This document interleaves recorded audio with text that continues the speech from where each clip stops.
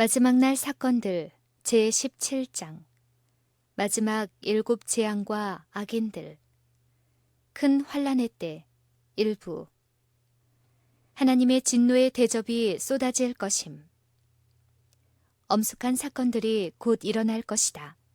나팔이 차례로 불려질 것이고 대접이 하나씩 차례로 땅의 거민들에게 쏟아질 것이다. 자비의 천사는 미구의 세상에서 떠나갈 것이며 마지막 7 재앙이 쏟아질 것이다. 하나님의 진노의 분출이 곧 있게 될 것이다.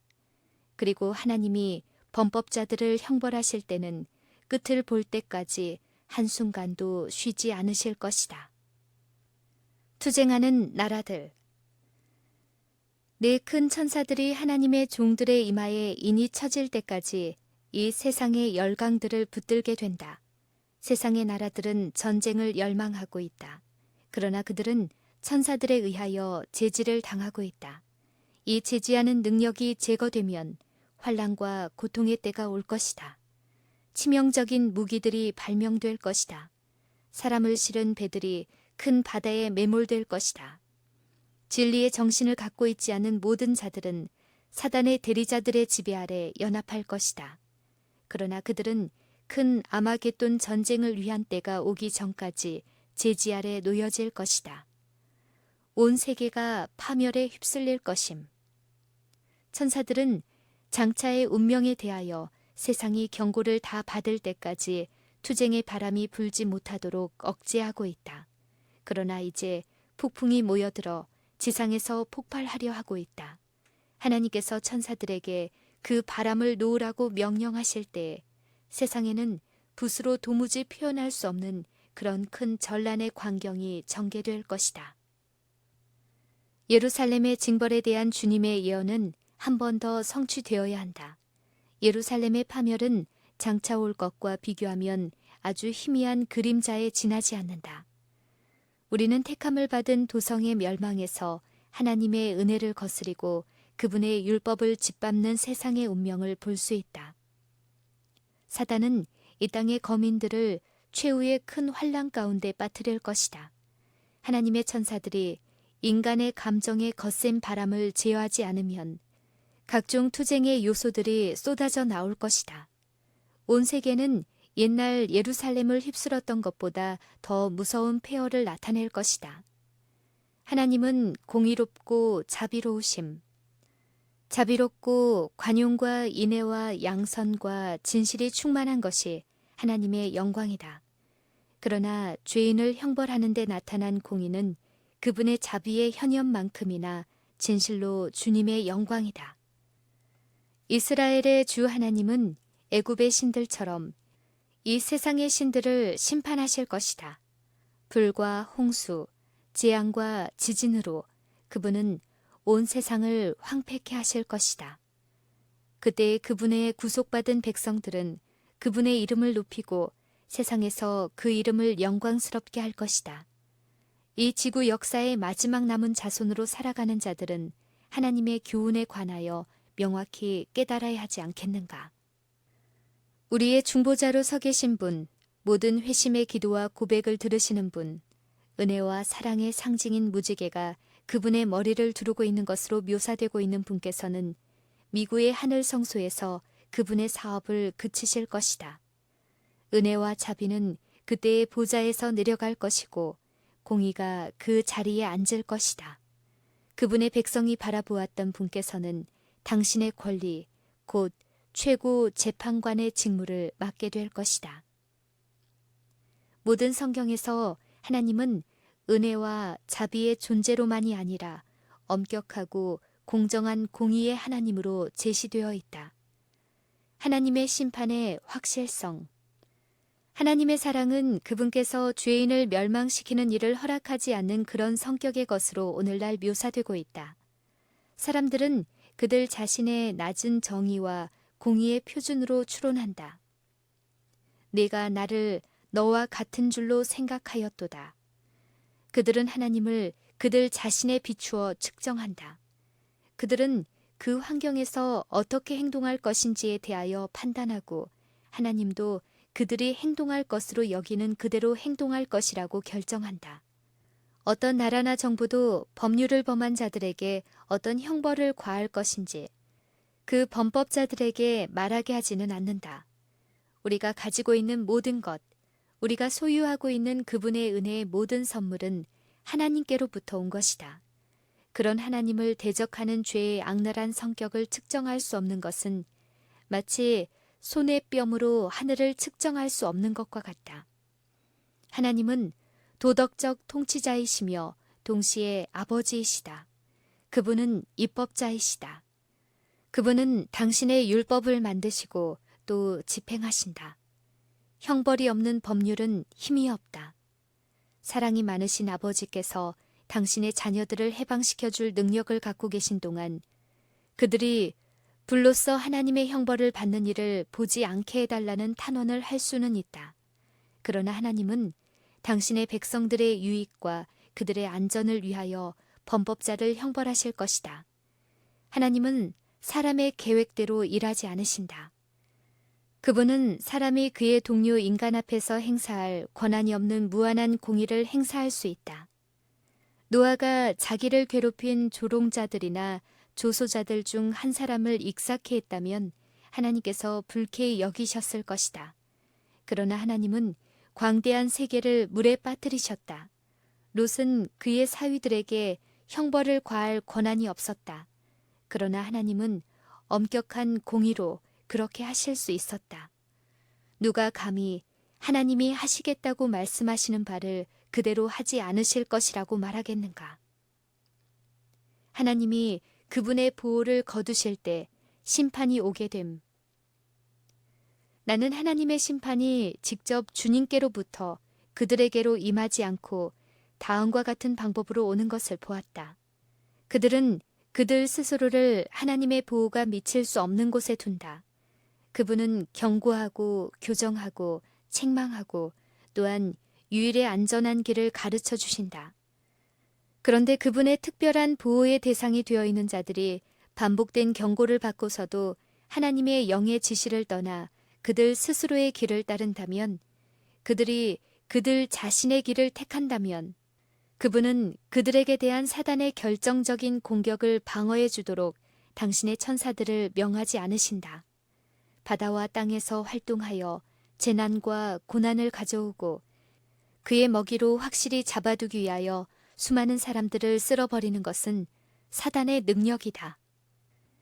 하나님께서는 그들 스스로의 유해한 길을 따름으로써 하나님의 진리를 오해케 하고 그릇 판단케 하고 훼손시켜온 자들을 형벌하기 위하여 당신의 원수들을 도구로 사용하실 것이다. 모욕받고 거절당하고 학대받은 하나님의 영은 이미 지상에서 거두어지고 있다. 하나님의 영이 거두어져 버리면 즉시 사단의 잔인한 사업이 땅과 바다에서 이루어질 것이다. 악인들은 그 은혜의 시대에 주어진 기회를 잃어버렸고 계속적으로 거절당한 하나님의 영은 마침내 거두어졌다. 하나님의 은혜로 보호받지 못하기 때문에 그들은 악한 마귀에게서 방어되지 못한다. 때때로 거룩한 천사들이 파괴력을 행사함. 여리고성이 하나님의 심판을 불러일으켰다. 그것은 요새였다. 그러나 여호와의 군대 장관께서 그 성을 공격하는 일에 하늘의 군대를 지휘하기 위하여 하늘로부터 친히 오셨다. 하늘의 천사들이 거대한 벽들을 들어서 땅으로 메어쳤다. 하나님의 능력 아래서 천사들은 모든 것을 할 수 있다. 일찍이 그들은 그리스도의 명령에 순종하여 하룻밤 사이에 아수르의 군대 18만 5천 명을 죽였다. 하늘 궁정에서 베드로를 구출하기 위하여 왔던 바로 그 천사가 헤롯에게는 진노와 형벌을 내리는 사자가 되었다.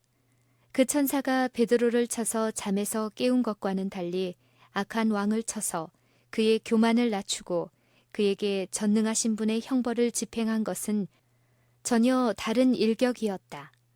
헤롯은 하나님의 응보의 심판으로 마음과 몸에 큰 고통을 느끼면서 죽었다. 단 한 천사가 애굽의 모든 장자들을 죽이고 그 땅을 통곡의 소리로 가득해지게 했다. 다윗이 백성들의 수요를 조사함으로 하나님께 범죄하였을 때 한 천사가 그 죄에 대한 벌로 무서운 멸망을 초래하였다. 하나님께서 명령하실 때 거룩한 천사들에 의하여 나타났던 것과 똑같은 파괴력이 하나님께서 허락하시면 악한 천사들에 의해서도 발휘될 것이다. 파괴력은 이미 준비되어 있다. 각 곳에 폐허 상태를 가져오기 위하여 하나님의 허락만을 기다리고 있다. 첫 두 재앙. 그리스도께서 성소에서 당신의 중보 사업을 마치실 때 짐승과 그 우상에게 경배하고 그 표를 받는 자들에게 이미 경고한 자비가 섞이지 않는 진노가 내릴 것이다. 하나님께서 이스라엘을 구원해 내시려 하셨을 때 애굽에 내린 재앙은 하나님의 백성의 마지막 구원 직전에 이 세상에 내릴 더욱 무섭고 큰 규모의 형벌과 사실상 유사한 것이었다. 요한계시록의 기자는 그 무서운 재앙을 다음과 같이 말한다. 악하고 독한 헌대가 짐승의 표를 받은 사람들과 그 우상에게 경배하는 자들에게 나더라. 바다가 곧 죽은 자의 피같이 되니 바다 가운데 모든 생물이 죽더라. 재앙들은 지상의 거민들 위에 내리고 있었다. 어떤 이들은 하나님을 욕하고 저주하고 있었다.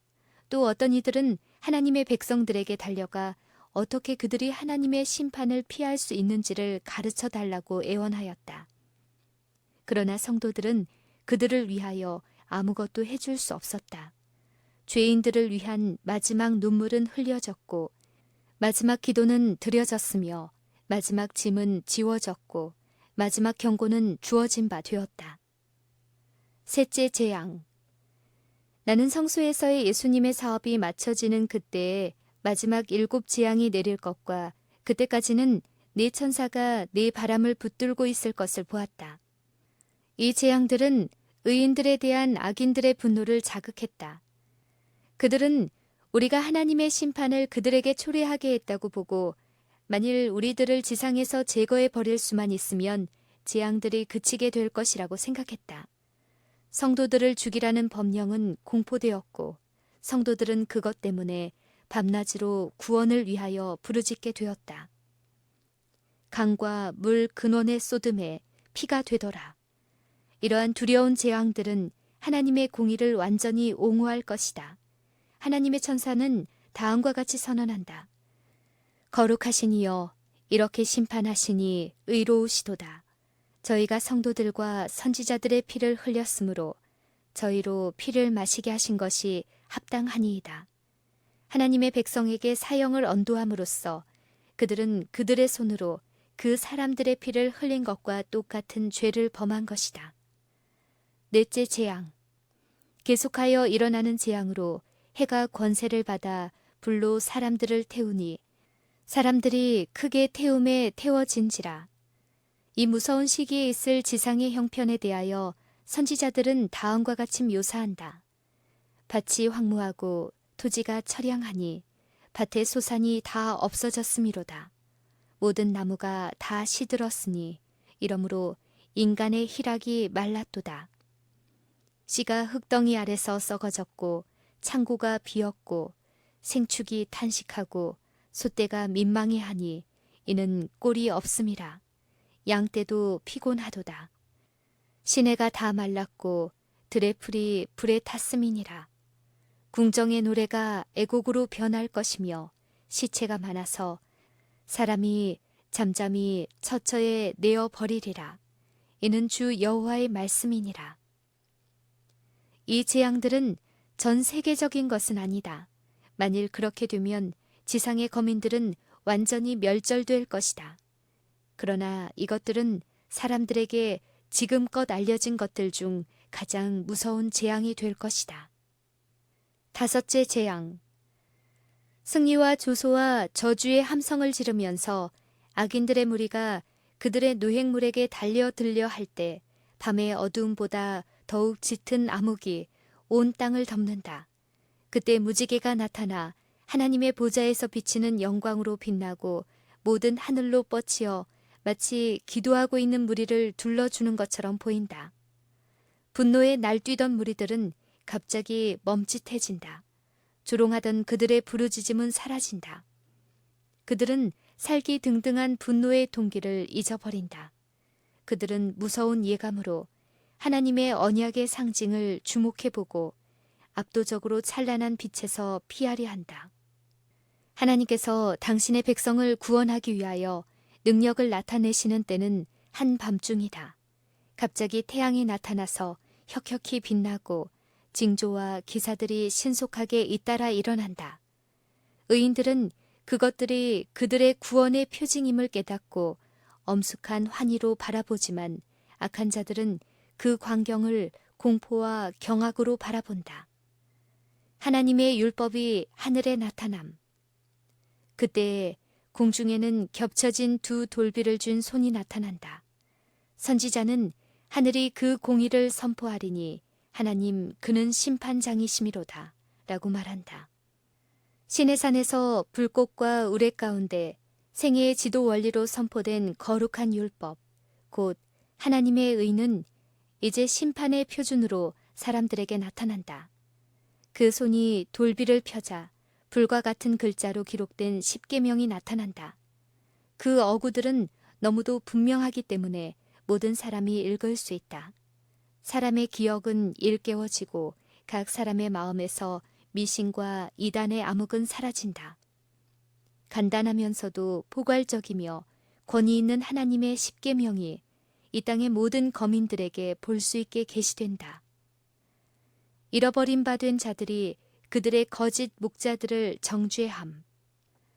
빛을 깨닫고 확신을 갖게 되었으나 그들의 영혼의 구원을 목사에게 의탁해온 교인들은 하나님의 날에 다른 어떤 영혼도 그들의 범법에 대한 속전을 지불할 수 없다는 것을 알게 될 것이다.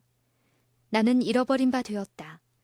영원히 잃어버린 바 되었다는 무서운 부르짖음이 있게 될 것이다.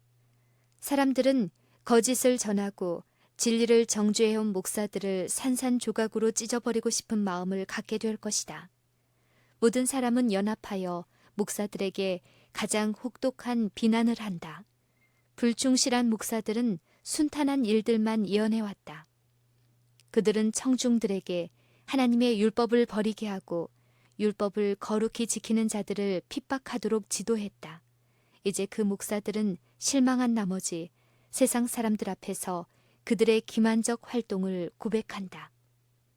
그때 무리들은 분노에 사로잡힌다. 그들은 우리는 잃어버린 바 되었다. 너희들 때문에 우리는 멸망을 받게 되었다고 부르짖는다. 그리하여 그들은 거짓 목사들에게 달려든다. 한때 그들을 가장 존경하던 바로 그 사람들이 가장 무서운 저주를 그들에게 퍼붓는다. 한때 그들에게 월계관을 씌우던 손이 그들을 죽이기 위하여 들려질 것이다. 하나님의 백성을 죽이기 위하여 사용하던 칼이 이제는 그들의 원수를 멸하는 데 사용된다. 여기서 우리는 교회, 곧 여호와의 성소가 하나님의 진노의 타격을 제일 먼저 받게 되리라는 것을 보게 된다. 늙은 자들, 곧 하나님께로부터 큰 빛을 받고 백성들의 영적 유익의 수호자로 서 있던 자들이 그들의 책임을 져버렸다. 하나님의 말씀은 거짓 목자들 때문에 능력을 잃었다. 그들이 한 일은 곧 그들 자신에게로 되돌아갈 것이다. 그러므로 하나님의 심판이 신비한 바벨론에 내리는 요한계시록 18장의 장면이 목격될 것이다. 여섯째 재앙. 마귀의 영들은 땅의 왕들과 온 세상 사람들에게 나아가서 속임수로 그들을 얽어매어 하늘 정부를 대적하는 그의 마지막 투쟁의 사단과 연합하도록 그들을 강요할 것이다. 하나님의 영은 차츰 세상에서 떠나가고 있다. 사단은 또한 온 천하 임금들에게 가서 그들을 그의 깃발 아래 모아 전능하신 이의 큰 날에 전쟁을 위하여 훈련시키고자 그의 악한 세력을 모으고 있다. 요한이 마지막 큰 싸움을 위하여 세상을 모으게 될 이적 행하는 세력에 대하여 요한계시록 16장에서 묘사하자 표상들은 사라지고 나팔이 다시 한번 분명한 소리를 내게 된다. 보라, 내가 도적같이 오리니 누구든지 깨어 자기 옷을 지켜 벌거벗고 다니지 아니하며 자기의 부끄러움을 보이지 아니하는 자가 복이 있도다. 아담과 하와의 범죄 후로 그들은 벌거벗었다. 왜냐하면 빛과 안전의 옷이 그들에게서 떠나갔기 때문이다. 세상은 노아 시대의 세상 거민들이나 소돔의 거민들이 한 것처럼 하나님의 권고와 경고를 잊어버리게 될 것이다. 그들은 그들의 모든 계획과 불의한 고안물들에 몰두하고 있었다.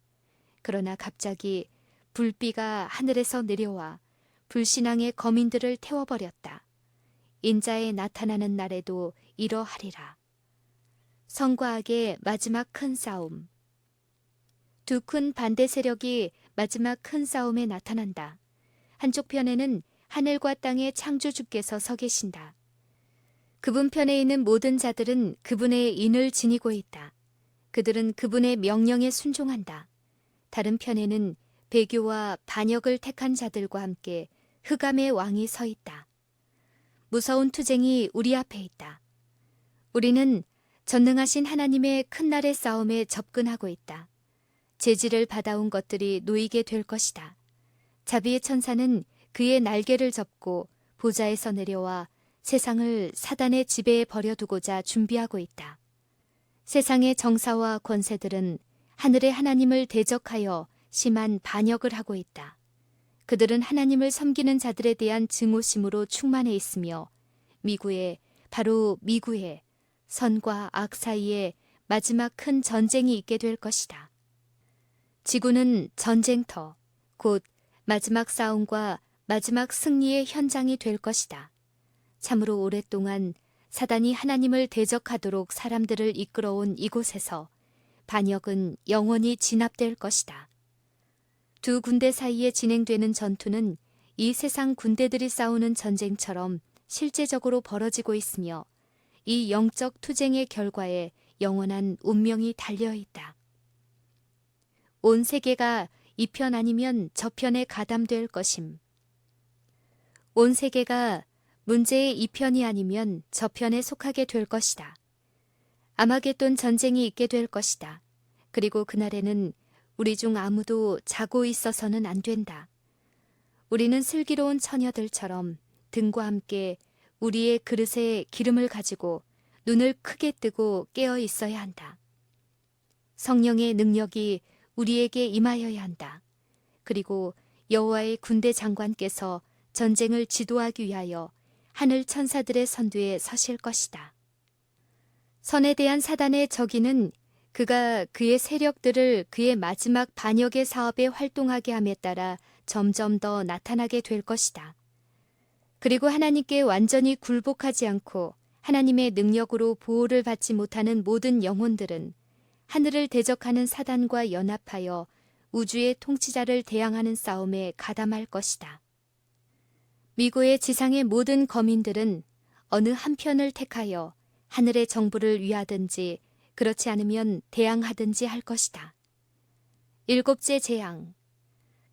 우리는 일곱째 대접의 부어짐에 대하여 연구할 필요가 있다. 악의 세력은 싸움 없이 전쟁에 항복하지 않을 것이다. 그러나 하나님의 섭리가 아마겟돈 전쟁에서 담당할 몫이 있다. 요한계시록 18장의 천사의 영광으로 땅이 환해질 때 성과 악의 종교적 요소들이 잠에서 깨어날 것이며 살아계신 하나님의 군대는 출전할 것이다. 아마겟돈 전쟁이 미구에 있을 것이다. 만왕의 왕, 만주의 주라는 이름을 옷에 기록한 분께서 흰 말을 타고 깨끗하고 흰 세마포 옷을 입은 하늘의 군대를 지휘하실 것이다. 온 지구는 바다의 물결처럼 아래 위로 요동하며 그 표면은 파괴된다. 땅의 기초 자체가 무너져 버리는 것 같다. 산맥들은 가라앉고 사람들이 거하는 섬들은 자취 없이 사라진다. 죄악으로 소돔과 같이 되어버린 항구들은 사나운 파도에 휩쓸려 간다. 지상의 오만한 도시들은 낮아진다. 세상의 큰 인물들이 그들 자신에게 영광을 돌리기 위하여 그들의 재산을 허비하여 건축한 호화로운 건물들이 그들의 목전에서 무너져 내린다. 감옥의 벽들은 무너지고 그들의 신앙 때문에 속박되었던 하나님의 백성들은 해방된다.